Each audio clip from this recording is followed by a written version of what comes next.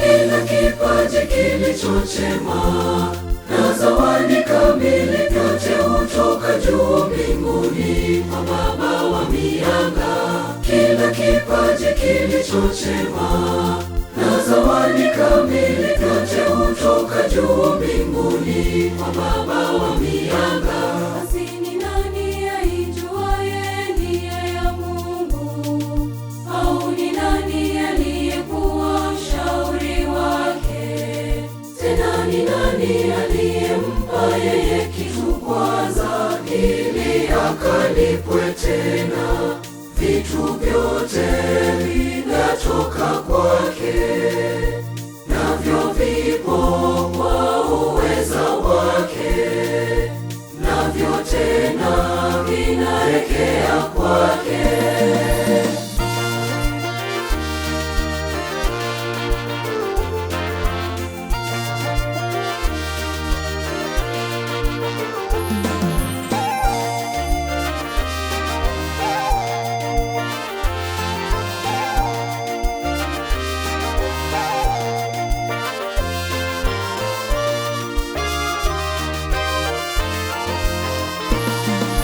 Tusidanganyike na kufikiri kuwa ni mali yetu, kwa kuwa vyote ni vya Mungu. Kila kipaji kilicho chema na zawadi kamili, vyote hutoka juu mbinguni kwa Baba wa mianga.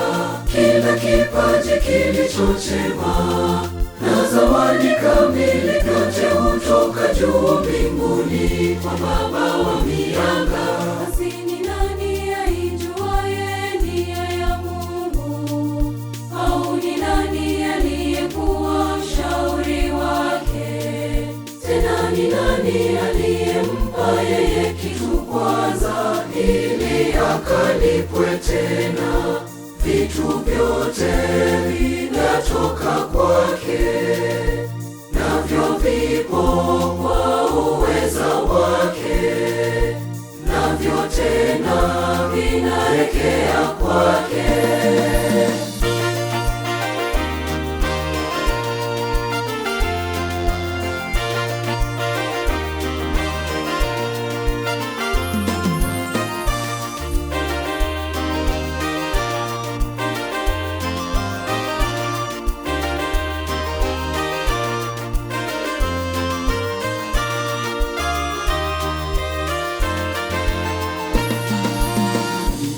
Vyote vijazavyo ni mali ya Mungu, hakika vyote ni vya Mungu.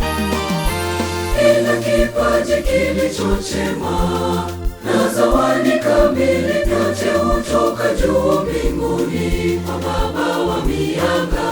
Kila kipaji kilicho chema na zawadi kamili, vyote hutoka juu mbinguni kwa Baba wa mianga. Basi ni nani aijuaye nia ya Mungu? Au ni nani aliyekuwa mshauri wake? Tena ni nani aliyempa yeye kitu kwanza, ili akalipwe tena? Vitu vyote vinatoka kwake, navyo vipo kwa uweza wake, navyo tena vinaelekea kwake.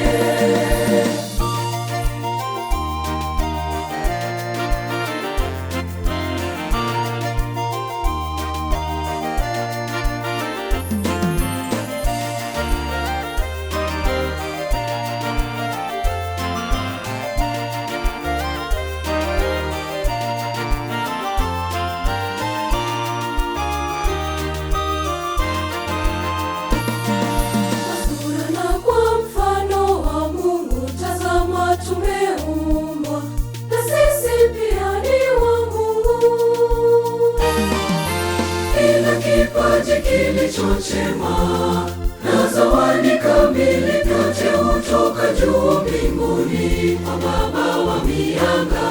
Kila kipaji kilicho chema na zawadi kamili, vyote hutoka juu mbinguni kwa Baba wa mianga.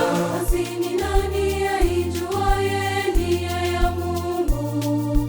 Au ni nani aliyekuwa mshauri wake? Tena ni nani aliyempa yeye kitu kwanza, ili akalipwe tena?